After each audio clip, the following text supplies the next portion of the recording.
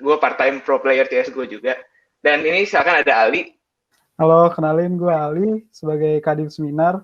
Kalau gue full-time player PES setiap Hamin satu ujian. Gokil.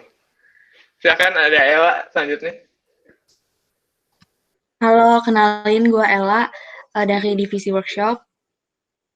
Iya, pernah intern BCG. Iya, gue pernah intern di Ella BCG. ini. Gokil emang. Terakhir, si Sin. Silakan, Sin. Halo semuanya, kenalin gue Tia, Kadif Alumni Talks, dan sayangnya gue emang gak main game. Oke, nggak apa-apa sih. Tadi dia sebenarnya main Heyday guys, tapi gue nggak tahu Heyday itu apa, jadi gue tulisnya nggak main game aja. Oke, jadi kita mulai. Jadi mungkin kayak apa? Presentasi-presentasi webinar pada umumnya gitu lah. Presentasi-presentasi pada umumnya. Pertama biasa tuh kayak slide pertama biasa kan kayak misterius-misterius gitu lah. Jadi gue coba ngikutin gitu. Jadi kayak Prof Dev, apa sih Prof Dev gitu kan.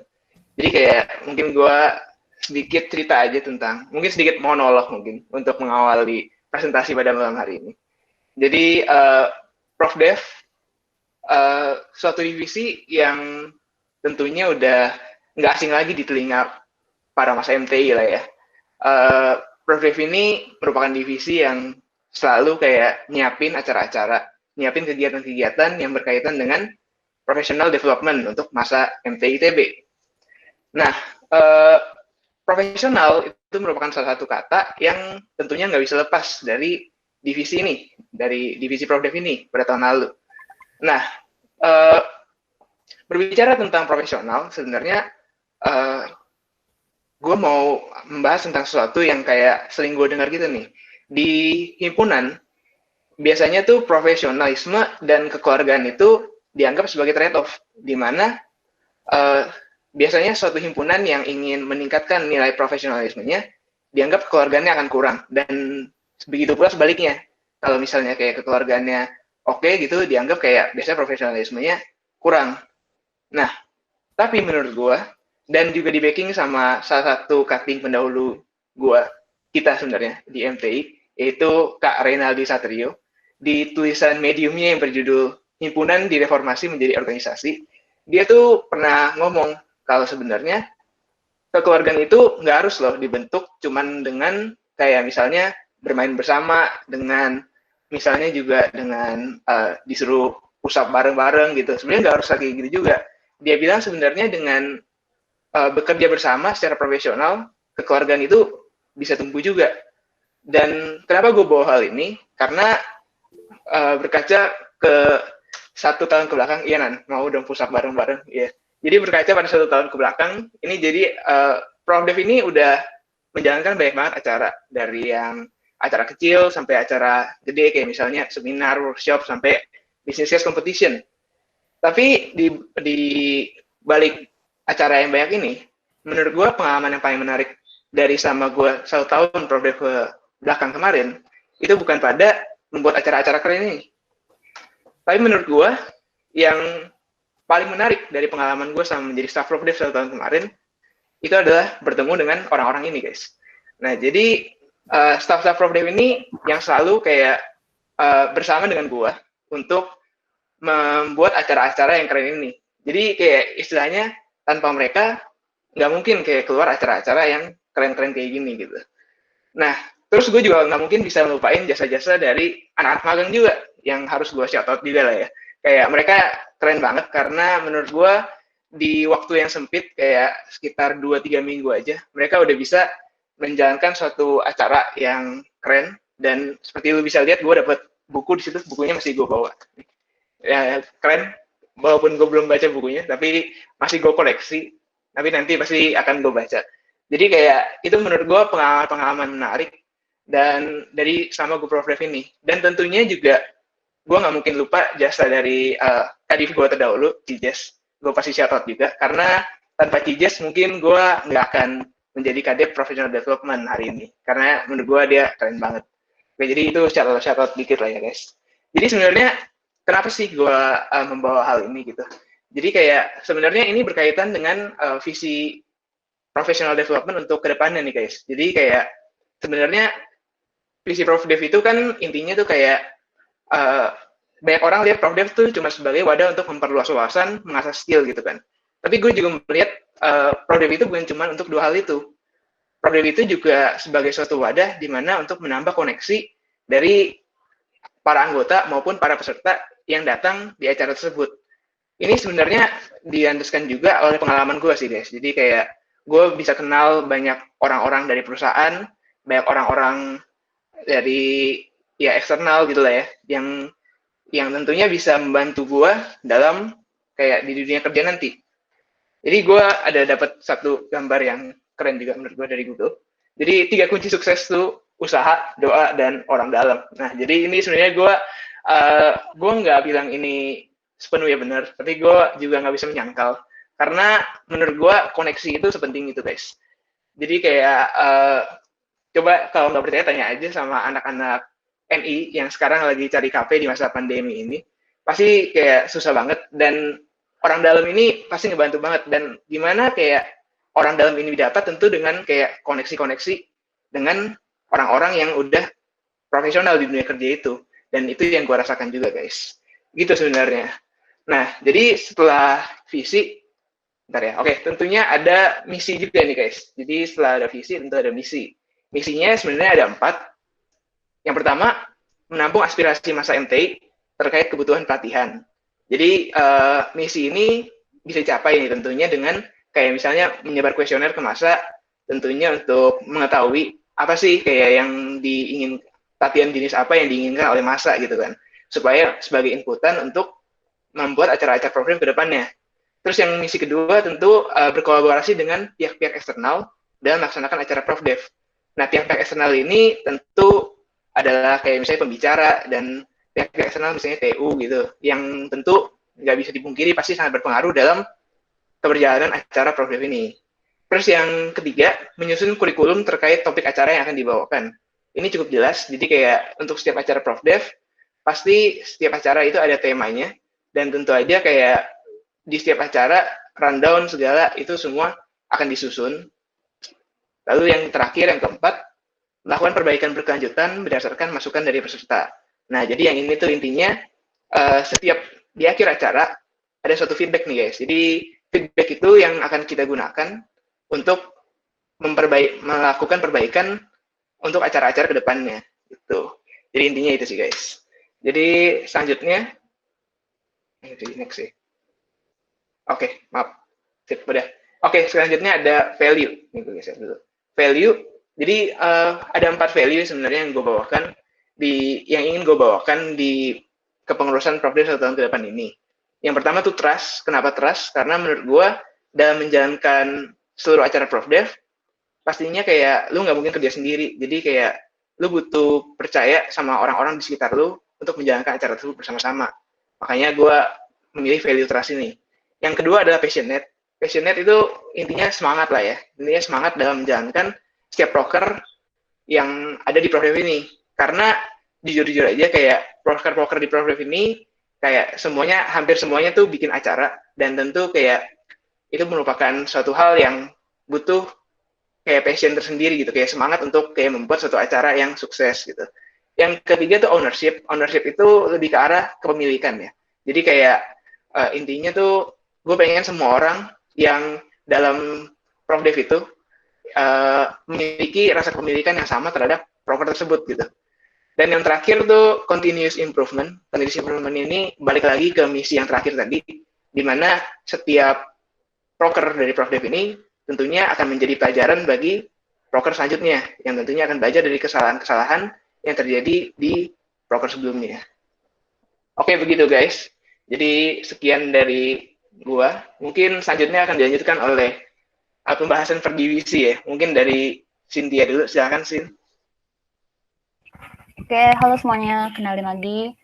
Gue Tia, sebagai Kadif Alumni Talks. Mungkin di sini gue mau ngejelasin bentar kali ya tentang Alumni Talks ke depannya mau kayak gimana.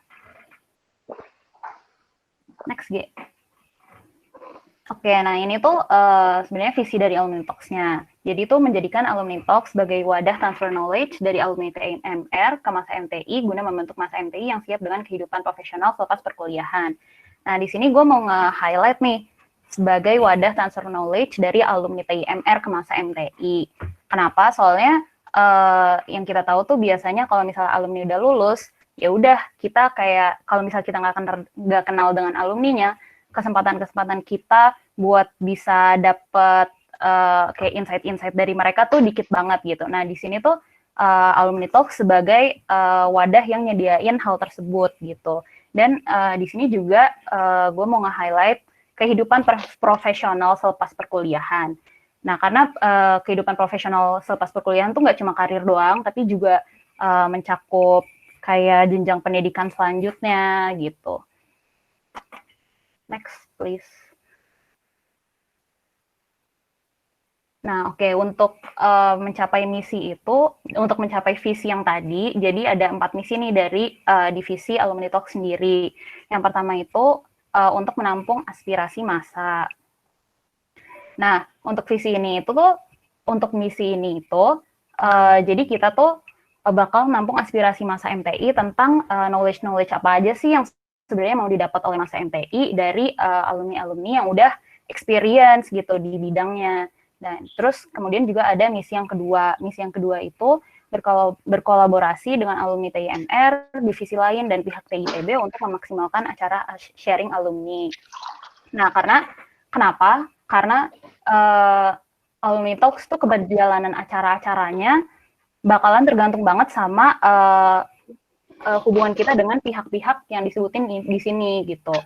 Dan kemudian misi ketiganya itu untuk nyusun materi atau topik terkait sharing alumni yang diselenggarakan. Nah, ini tuh berhubungan dengan misi yang pertama.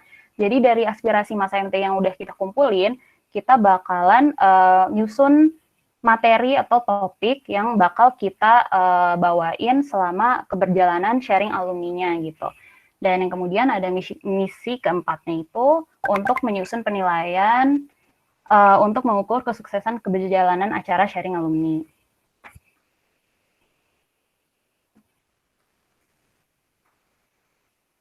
Nah, dari value-nya sendiri, divisi ini tuh ada 3. Yang pertama, inspire individuals. Kenapa? Karena sebagai wadah transfer knowledge nih, kita tuh wajib banget buat mikirin sebenarnya materi apa aja yang bisa kita susun dan alumni yang gimana sih yang bisa kita undang supaya bisa menginspirasi massa MTI gitu, yang datang ke acara-acara kita. Terus juga ada collaboration. Karena Alumni Talk sendiri ini kan cukup fast pace ya, proker-prokernya, jadi kolaborasi dalam satu tim tuh penting banget buat bisa ngeeksekusi misi-misi yang mau kita bawain dan tujuan-tujuannya yang mau kita capai gitu. Dan yang ketiga itu ada agility, karena tadi yang gue bilang, karena proker-prokernya itu fast pace, pasti di dalam keberjalanannya tuh bakalan banyak nih kita temuin hal-hal yang nggak terduga terjadi. Nah, kalau misalnya kayak gitu, wajib banget nih anak-anak yang Alumni Talks tipenya tuh yang mudah beradaptasi gitu. Next.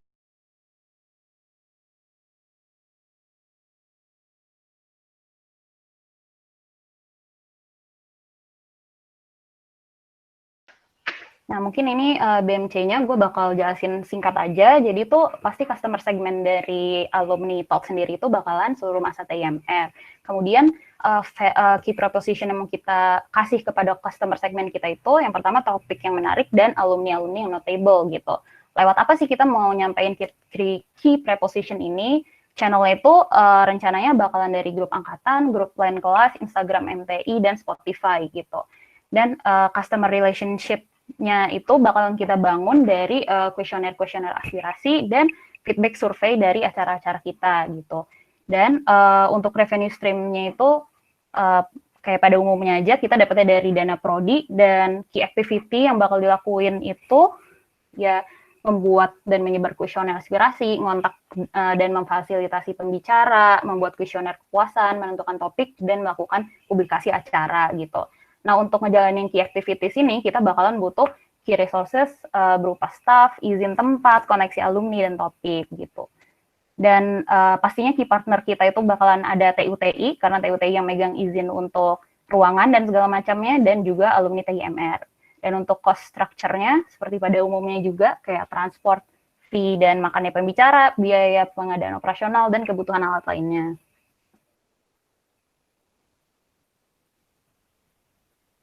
Nah, di sini ada strateginya yang dibangun sebenarnya. Jadi tuh untuk program kerjanya sendiri itu berjumlahnya 7 program kerja untuk Alumni Talk sendiri yang ada tiap bulannya. Dan program kerjanya itu bentuknya bakalan ada MTI Alumni Connect, As Alumni, dan MTI Alumnify. Nah, ketiga program kerja ini bakal dijelasin di slide lebih lanjut. Nah, untuk tiap prokernya itu bakalan ada 1 orang PIC. Dan untuk staffingnya kita idealnya bakalan butuh 8 staff nih untuk mengeksekusi 7 proyek yang direncanakan gitu. Dan topiknya itu merupakan topik sharing alumni yang diambil dari aspirasi masa MTI yang udah dikumpulin tadi gitu. Dan setiap program kerjanya bakal ngebawain topik yang berbeda-beda supaya masa MTI nggak bosen pastinya, dan bakal ditetapin minimalnya itu 9 topik. Nah, mungkin di sini ada analisis SWOT sedikit sih. Mungkin dari strength internal kita itu, kita tuh punya data alumni dari eksternal, dan adanya resources dana dan jumlah staff yang cukup untuk mengeksekusi proyek. Kemudian kalau untuk weakness-nya itu mungkin ada kemampuan project planning dan executing staff yang berbeda-beda. Kemudian juga ada tingkat motivasi tiap staff yang beda-beda gitu. Dan untuk kalau opportunity dari luarnya itu ternyata banyak loh alumni yang tertarik untuk melakukan sharing-sharing gitu dengan masa MTI yang aktif sekarang. Kemudian untuk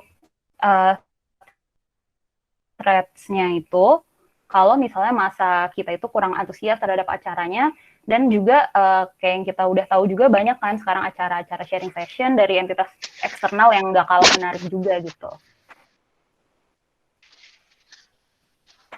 Nah, mungkin gue mau ngejelasin yang pertama ini MTI Alumni Connect. Jadi ini tuh kayak gimana sih bentukannya MTI Alumni Connect ini? Sebenarnya macam alumni talk show gitu, cuma namanya MTI Alumni Connect. Jadi tujuannya itu untuk memperluas wawasan masa MTI mengenai kehidupan selepas perkuliahan dengan mendatangkan alumni yang memiliki pengalaman-pengalaman yang notable.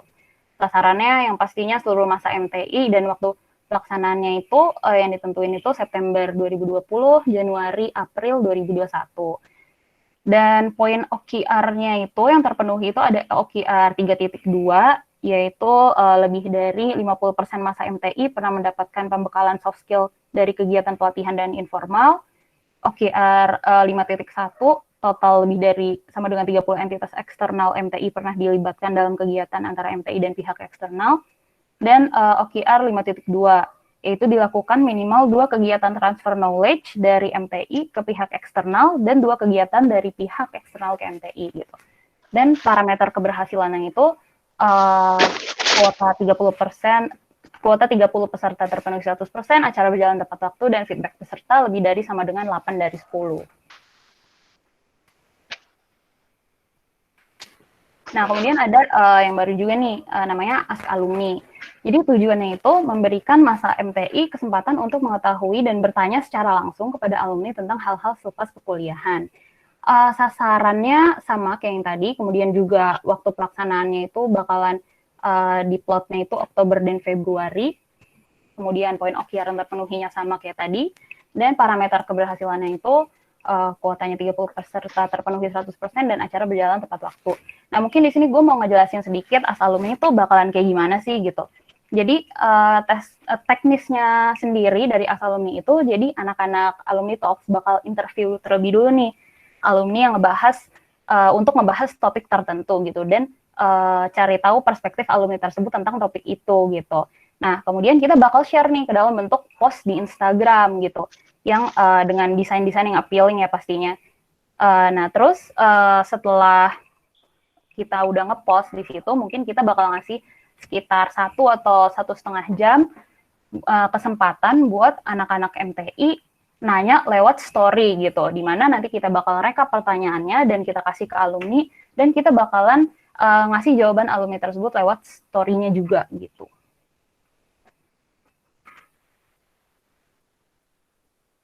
Nah, yang ketiganya ada MTI Alumnify. MTI Alumnify itu apa sih? Sebenarnya kayak podcastnya Alumni Talks gitu. Jadi tujuannya itu untuk memperluas wawasan masa MTI mengenai kehidupan selepas perkuliahan dengan membagikan pengalaman personal alumni yang menarik gitu. Dan Di plotnya itu bakalan November 2020, Februari 2021. Dan parameter keberhasilannya itu dapat diupload dan share kepada masa MTI secara tepat waktu gitu. Dan mungkin bedanya dari talk show biasa itu di podcast itu biasanya lebih personal gitu bawaannya. Kita bisa lebih sharingnya tentang curhat-curhat sama alumninya gitu. Sedangkan kalau talk show mungkin lebih general gitu, nggak cuma ngebahas personal experience-nya dari alumni tersebut. Kayaknya itu dari gua. Makasih semuanya. Oke, thank you sih. Silakan Ali mungkin. Oke, tadi kita udah alumni talks dari Cynthia. Sekarang gantian kenalin, nama gua Ali sebagai Kadif Divisi Seminar. Lanjut. Nah, sebelum kita mulai ke visi misi dan lain-lain, gue mau ngasih tahu nih arahan kerja yang diinginkan BP untuk divisi seminar ini. Berhubung divisi seminar itu sendiri adalah divisi baru di BP tahun ini. Untuk tahun lalu hanya ada divisi Profdev yang mencakupi 3 workshop, alumni seminar, alumni talks, dan divisi seminar. Arahan kerja pertama yaitu divisi seminar harap untuk build, measure, and learn untuk setiap acara seminar. Yang mana ini akan dilaksanakan. Lalu juga penentuan tema seminar yang sesuai dengan kebutuhan masa MTI, karena memang divisi seminar dibuat khusus untuk masa MTI agar kita punya competitive advantage dibandingkan dengan masa-masa himpunan yang lain. Kemudian juga mengundang pembicara yang notable, lalu menjaga hubungan baik dengan TU dan Prodi, karena memang nanti bakal ada banyak kerjasama, baik itu perizinan dan lain-lain. Serta yang terakhir, kolaborasi dengan alumni talks dan workshop, yang mana nanti bentukannya bakal kita jelasin di belakang. Broker-broker yang bekerja sama dengan hasil kerjasama dari 3 divisi. Lanjut. Visi dari divisi seminar yaitu menjadikan divisi seminar sebagai wadah untuk memperkaya wawasan guna membentuk TIMR yang siap dengan dunia kerja. Jadi di sini kita fokuskan pengembangan diri dengan bentukan yaitu seminar. Kemudian dari visi tersebut dipecah menjadi 5 buah misi yang akan dilaksanakan dan menjawab arahan kerja dari BP tadi. Yaitu pertama, kita pastikan bahwa kita menampung aspirasi massa, sehingga seminar yang dilaksanakan benar menjawab apa yang diinginkan oleh massa. Kemudian mengadakan seminar dengan narasumber yang notable. Karena kita tahu juga bahwa sebagian orang ingin ikut seminar, ingin mendapatkan koneksi, dan dengan mencari narasumber yang notable, maka diharapkan dapat menjawab keinginan mereka. Misi ketiga yaitu menyusun materi atau topik terkait seminar yang diselenggarakan, sehingga apa yang disampaikan itu komprehensif. Lalu misi keempat, berkolaborasi dengan divisi lain, TUTI, dan pihak eksternal lainnya untuk memaksimalkan acara seminar. Kolaborasi ini akan dilaksanakan, dan bentukannya mungkin nanti dijelaskan pada bagian proker. Lalu misi kelima, menyusun penilaian untuk mengukur kesuksesan acara seminar. Lanjut.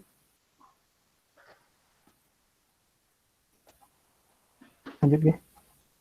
Nah, lalu di divisi seminar ini kami terdapat 3 value yang dianut, terlepas dari value-value yang kita punya dari Departemen Profdev. Value pertama yaitu komitmen, di mana diharapkan untuk setiap anggota dari divisi seminar punya komitmen untuk terus menjaga semangatnya pada saat sebelum event, pada saat event itu sendiri, dan juga setelah event, agar acara bisa berjalan dengan lancar. Kemudian juga kita tekankan untuk dilaksanakan kolaborasi, sebagaimana di sini kita belajar untuk bekerja sama dan bergerak sebagai tim. Lalu yang terakhir yaitu perseverance, di mana kita harapkan bahwa semua anggota itu punya keinginan untuk dapat mencapai tujuan yang sama, sehingga acara itu bisa berjalan dengan sukses, terlepas dari tujuan kita itu untuk mendapatkan pembelajaran dalam pembuatan event-event ini. Lalu lanjut. Di sini sudah gue buat BMC dari seminar yang akan dilaksanakan. Secara keseluruhan sebenarnya hampir sama dengan alumni talks tadi. Yang membedakan mungkin ada di key proposition, di mana di sini kita punya notable speaker, sedangkan tadi alumni. Lalu juga key partnernya dari narasumber eksternal, baik itu dari narasumber perusahaan, dan lain-lain. Selebihnya sama, mungkin bisa dilanjutkan. Nah, untuk mencapai visi tadi, berikut ini adalah strategi dari divisi seminar. Untuk program kerja, diharapkan akan dijalankan sejumlah 8 program kerja atau 8 event, yang mana jika dipecah lagi, 2 itu merupakan 2 dari 8 tersebut adalah program kerja kerjasama dengan 2 divisi lainnya. Lalu juga program kerjanya akan berbentuk seminar untuk kondisi non-COVID dan webinar untuk kondisi COVID. Dan untuk setiap prokernya akan ditetapkan 1 orang PIC. Oleh karena itu, maka diperlukan 8 orang staff untuk mengeksekusi 8 proker tersebut. Dan juga dalam pembagian kerjanya bisa dilihat di sini bahwa akan dibagi menjadi marketing 2 orang, operasional 2 orang, administrasi 2 orang, perizinan 1 orang, dan PIC 1 orang. Terkait dengan topik seminar, diambil dari aspirasi masa MTI. Dan setiap program kerja membawakan topik yang berbeda-beda sehingga akan ditetapkan minimal 6 topik karena 2 proker lainnya itu proker kerjasama. Lanjut. Juga sini ada sedikit analisis dari SWOT divisi seminar.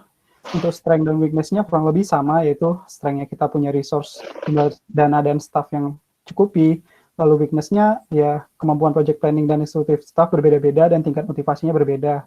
Nah, di sini ada opportunity. Kita tahu bahwa kondisi kita saat ini sedang dalam masa pandemi. Keuntungannya adalah ketika kita ingin mencari narasumber, kita bisa lebih luasa karena effort kita nggak terlalu besar dibandingkan ketika non-COVID. Kita bisa cari narasumber di mana aja dan ya nggak perlu ada transport cost, nggak perlu nunggu mereka kosong, ya lebih mudah. Lalu juga trendnya kurang lebih sama, banyak seminar tandingan yang serupa. Lalu selanjutnya.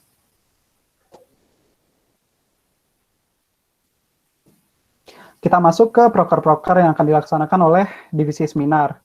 Proker pertama yaitu seminar hard skill, yang mana tujuannya adalah memperluas wawasan massa mengenai tren di industri atau dunia kerja dengan topik bahasan hard skill. Nah, sasaran kita masa MTI ITB, di mana waktu pelaksanaannya sebenarnya tentatif, cuma dilaksanakan di antara bulan September 2020, Oktober 2020, ataupun Maret 2021.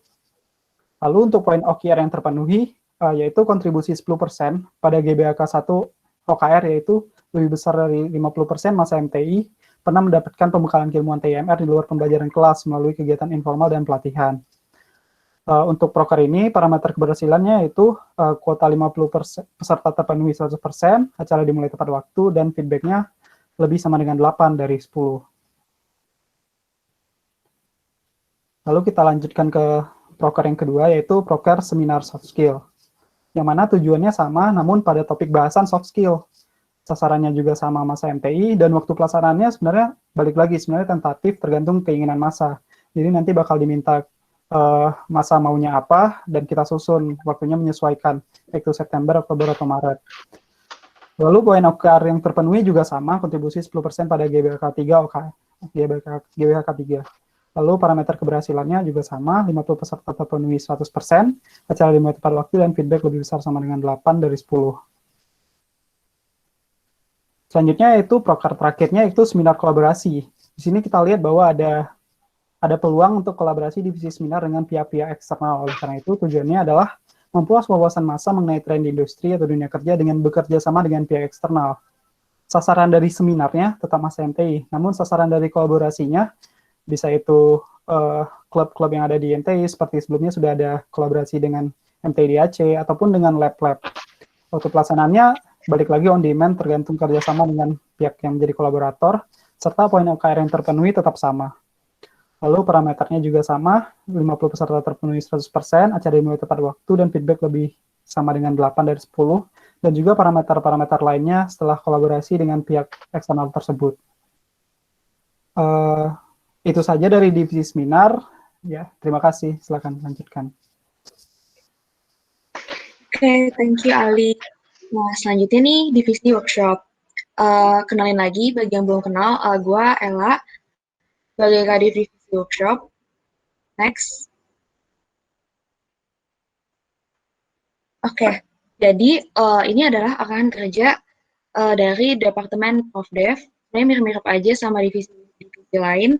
Yang pertama itu build, measure, learn untuk setiap acara workshop. Dan juga yang kedua, penentuan tema yang sesuai dengan kebutuhan masa. Yang ketiga, mengundang pembicara yang notable. Keempat, kita berkoordinasi dengan Prodi untuk membuka peluang workshop. Yang kelima, kita kolaborasi juga dengan pihak-pihak di dalam ITB maupun di luar ITB untuk peluang-peluang workshop. Next. Ini adalah value dari divisi workshop. Menjadikan divisi workshop sebagai wadah untuk mengasah hard maupun soft skills dengan tujuan menciptakan TIMR yang unggul di dunia kerja dan memperluas koneksi dengan massa dan pembicara. Dan jadi di sini tuh divisi workshop sebenarnya identik dengan mengasah hard skill. Cuman nanti bakalan ada beberapa workshop untuk mengasah soft skill juga. Dan yang di sini sebenarnya di highlight itu skill-skillnya berhubungan banget sama kepentingan dunia kerja gitu. Jadi emang udah disiapkan supaya kita unggul di dunia kerja. Next.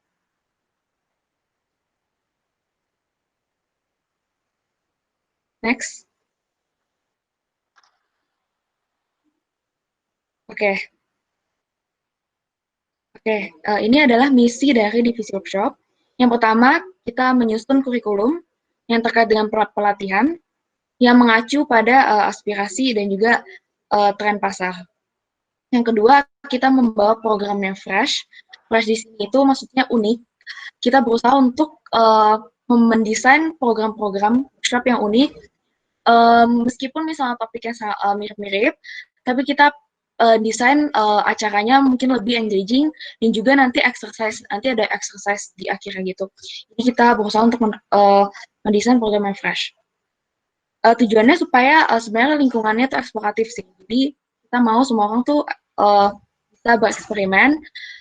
Jadi di sini it's fine aja untuk bereksperimen, meskipun ya entar end up-nya gimana, tetap aja eksperimen dulu. Yang ketiga, habis itu kita nilai, kita ukur kemampuan peserta. Yang keempat, kita berkolaborasi dengan lab, alumni, dosen, dan juga pihak eksternal. Next. Nah, berikut adalah strategi. Yang pertama, program kerja. Nah, di sini divisi workshop itu minimal mengadakan 4 program kerja. Dengan salah satu diantaranya WTF, Well Trained Fresh Graduates.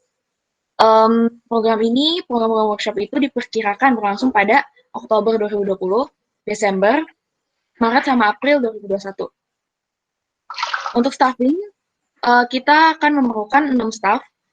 Jadi nanti program kerjanya bisa berkisar antara 4 sampai 6, di mana kita akan berusaha agar setiap staff memegang satu proyek gitu. Dan dari ke-6 staff itu nanti akan di-split lagi berdasarkan capability-nya. Ada yang masuk ke marketing, event, dan juga operations.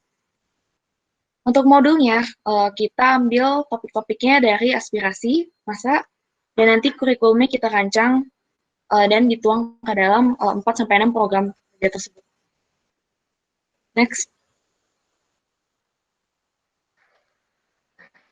Oke, ini adalah SWOT dari divisi workshop.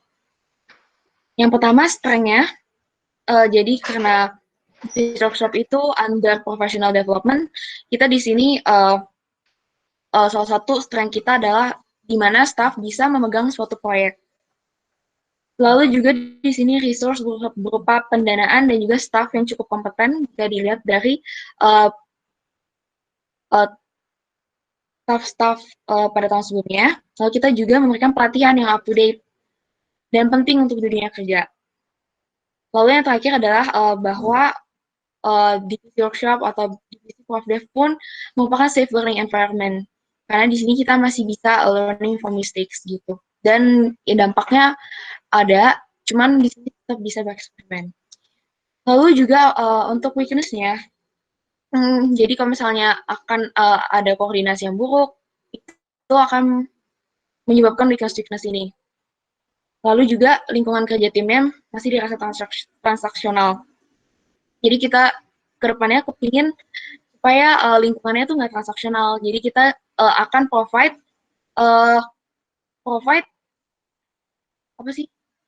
activities yang nggak cuma ngomongin tentang project doang, tapi di luar itu juga kita accommodate gitu. Terus yang ketiga, opportunity. Di situ banyak banget sebenarnya opportunity-nya. Kita bisa kolaborasi dengan organisasi eksternal, alumni, prodi, kita menghadirkan pembicara yang kompeten, Lalu kita juga berpotensi meningkatkan kemampuan dan wawasan secara signifikan. Nah, yang terakhir adalah threat. Nah, threat di sini perubahan secara tiba-tiba. Ini waktu eksekusi. Lalu juga ada komitmen dan semangatnya menurun nih tiba-tiba. Lalu, karena ini masa pandemi, dan juga banyak yang ngadain workshop online, seminar online, sehingga topik-topik yang misalnya kita mau bahas, udah dibahas duluan gitu sama mereka. Jadi mungkin mereka tuh mikir, gue udah pernah lah ikut yang ini, ya jadi gue udah males atau gimana gitu ikut yang ini lagi, topiknya sama gitu. Jadi itu juga ada kayak competition gitu. Jadi itu salah satu sih tracknya sebenarnya. Tapi di sisi lain kalau pandemi ini benar juga tadi kata Ali, ini kita gampang dapat speakernya karena speakernya nggak harus buang-buang banyak waktu juga. Dia bisa secara online aja gitu ngomongnya. Jadi kemungkinan dapat speaker yang kompeten itu lebih besar gitu peluangnya. Next. Oke. Jadi workshop itu ada dua, hard skill, training hard skill sama soft skill. Yang pertama ini hard skill. Tujuannya ini untuk mengasah hard skill dan memperluas wawasan. Misalkannya masa MTITB, waktu pelaksanaannya di bulan Oktober, ini untuk yang 4 poker. Jadi masih di bulan 4, Oktober, Maret 2021, April 2021. Poin OKR yang terpenuhi itu kita kontribusi 12,5% pada GBHK 1, yaitu lebih dari 50% masa MTI pernah mendapatkan pembekalan ilmuwan TMR. Oke. Parameter keberhasilannya, kuota 30 peserta terpenuhi 100%, acara dimulai tepat waktu, feedback peserta lebih sama dengan 8 dari 10, 100% kolaborasi staff, dan yang terakhir ini yang paling ngebedain itu, dimana kita pengen seluruh peserta 100% terlibat dalam assessment test sebagai exercise dan untuk mengukur kemampuan peserta workshop. Selanjutnya, next. Oke, udah. Yang kedua ini soft skills, tujuannya sama untuk melatih skill, cuman yang ini lebih ke soft skill, emang soft skills. Sasarannya sama, waktu pelaksanaannya di Desember 2020.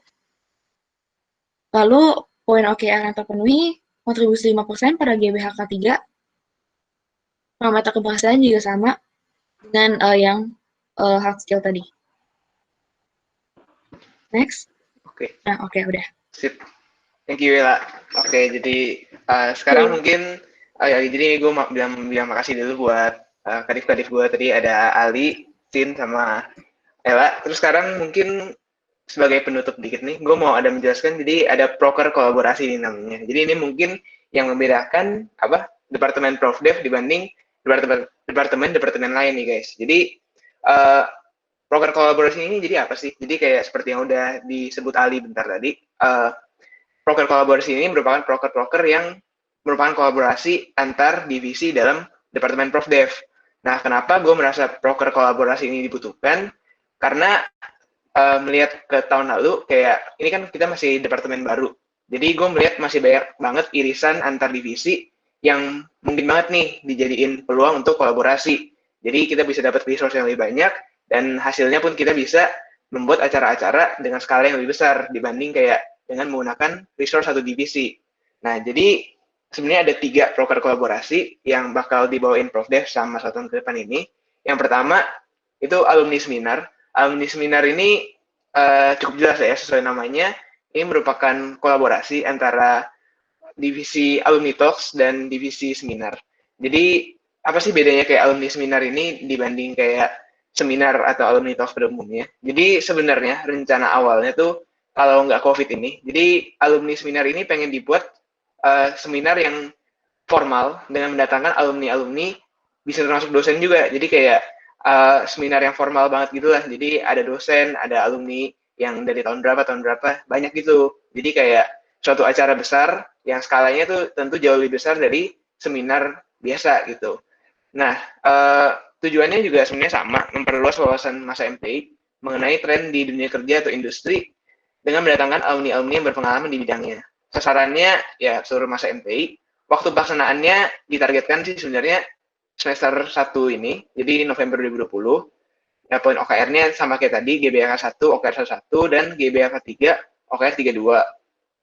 Terus kalau untuk parameter keberhasilannya sendiri, itu ada kuota 70 peserta, itu terpenuhi 100%, acara berjalan tepat waktu, dan feedback peserta lebih dari sama dengan 8 dari 10. Jadi mirip-mirip kayak tadi lah ya guys. Oke, selanjutnya MBCC nih. Jadi kayak di tahun kemarin, Prodef itu kan ngadain suatu lomba gitu, yaitu MMBC, jadi MTI Mini Business Competition. Nah, rencananya tahun ini proker tersebut bakal diadain lagi dengan menggunakan kolaborasi antar 3 divisi yang ada di Prodef ini. Jadi target kita sebenarnya, kita ingin skalanya tuh lebih besar daripada MMBC kemarin. Jadi ingin dibuat kayak dengan resource yang lebih banyak, harapannya sih acaranya bisa lebih menggait lebih banyak peserta juga, dan lebih banyak yang kayak tertarik gitu juga, terutama dari masa MTI-nya, karena kemarin masa MTI-nya tuh masih dikit banget yang daftar bisnis case kompetisi ini nih. Nah, tujuannya sebenarnya untuk mengasah kemampuan pemecahan masalah masa MTI mengenai real business problems. Terus sasarannya, yang pertama pasti diprioritaskan untuk seluruh masa MTI, terus juga untuk memenuhi kuota, kalau misalnya masih kurang, tentu kita perlu juga untuk menginclude masa ITB selain MTI. Waktu pelaksanaannya ini direncanakan di semester 2, semester genap berarti, itu Februari 2021, poin OKR terpenuhinya GBK 1 OKR 11 dan GBK 1 OKR 12. Terus parameter keberhasilannya apa sih? Parameter keberhasilannya kuota 40 tim peserta terpenuhi 100%. Terus acara berjalan tepat waktu dan feedback peserta lebih dari sama dengan 8 dari 10. Oke, terus ini yang ketiga ini yang bisa dibilang inovasi paling terbaru dari Profdev lah. Jadi Profdev ini pengen buat suatu newsletter Profdev, di mana yang isinya tuh konten-konten seputar pertama kayak apa yang dilakukan Profdev pada bulan itu, terus apa yang dilakukan Profdev pada bulan next month, dan kayak ada satu konten tambahan gitu, di mana isinya PPT yang kontennya tuh bisa beragam, yang nanti akan dibuat oleh staff-staff dari divisi masing-masing. Nah, jadi ini rencananya bakal dilakuin oleh 3 divisi, di mana masing-masing divisi tuh bergantian untuk membuat newsletter Profdev ini setiap bulannya. Jadi semua divisi pasti mendapat minimal 2 kali membuat newsletter Profdev ini. Itu. Nah, untuk contohnya sendiri sebenarnya udah disiapin, nanti bakal di-post sama Kadif, gue mungkin salah satu, di grup Dugabir, itu bisa dilihat. Itu salah satu contoh konten yang bakal didapat oleh masa apabila nanti mereka subscribe newsletter ini gitu. Jadi tujuannya apa sih sebenarnya? Tujuannya tuh memberikan pembekalan pengetahuan soft skill secara informal nih kepada seluruh masa MTI. Sasarannya pastinya seluruh masa MTI. Terus waktu pelaksanaannya ditargetkan setiap bulan. Jadi setiap bulan ada satu newsletter yang dikirimkan ke masa. Terus poin OKR terpenuhinya GBK 3, OKR 32. Terus parameter keberhasilannya terdapat minimal 2 konten newsletter yang dihasilkan masing-masing divisi. Terus feedback peserta lebih dari sama dengan 8 dari 10. Oke, jadi mungkin itu untuk presentasi. Oke, ini ada quote sedikit penutup mungkin dari Uncle Aero, salah satu tokoh favorit gue. Jadi, while it is always best to believe in oneself, a little help from others can be a great blessing. Jadi intinya, ya ini kan habis ini sesi pertanyaan gitu kan. Jadi gue juga berharap ada masukan-masukan dari teman-teman dan kakak-kakak semua, supaya untuk memperbaiki atau mungkin kayak memberi inovasi lagi nih buat Profdev untuk keberjalanan 1 tahun ke depannya. Gitu sih. Jadi sekian dari Profdev mungkin. Jadi terima kasih telah menyaksikan.